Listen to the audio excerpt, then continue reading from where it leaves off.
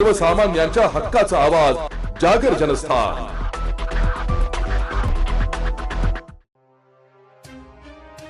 Nylon मांजावर बंदी असूनही छुप्या पद्धतीने विक्री व वापर केला जातो। त्या मांजाच्या वापराने अनेक अपघात झाले आहे। यापुढे नायलॉन मांजा विक्री व वापर करणाऱ्यांवर कठोर कारवाई करण्यात येणार असल्याचे पोलीस उपविभागीय अधिकारी बाजीराव महाजन यांनी जागर जनस्थानशी बोलताना सांगितले आहे।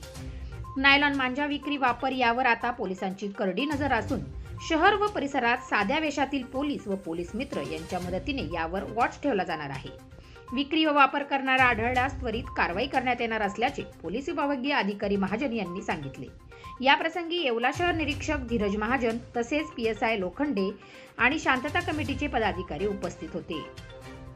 मांजाची चोरी छुपे विक्री हे दरवर्षी होत असते। नायलॉन मांजामुळे अनेक घटना पण घडत असतात। पोलीस विभागाकडून अशी काय दक्षता घेतली जाते की नायलॉन मांजाची विक्री वापर होणार नाही, आपण काय कारवाई करणार? आपल्याला कल्पना असेल, माननीय जिल्हाधिकारी साहेब यांनी सुद्धा सक्त आदेश काढलेले आहेत आणि पोलीस अधीक्षक साहेब यांच्याकडून सुद्धा आदेश आलेले आहेत। नायलॉन मांजा हा विक्रीला पूर्णपणे त्याच्यावर बंदी आहे। जर तो कोणी चोरी छिपे विकत असेल तर त्याच्यावर पोलीस प्रशासनातर्फे कठोर कारवाई करण्यात येईल।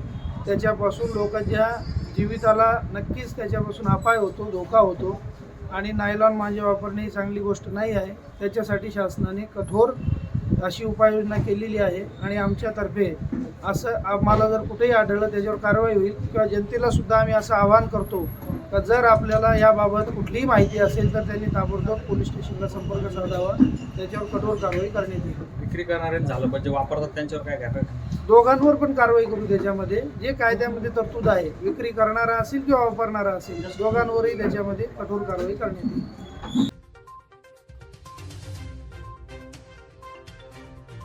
जागर जनस्थानसाठी सचिन वखारे, येवला।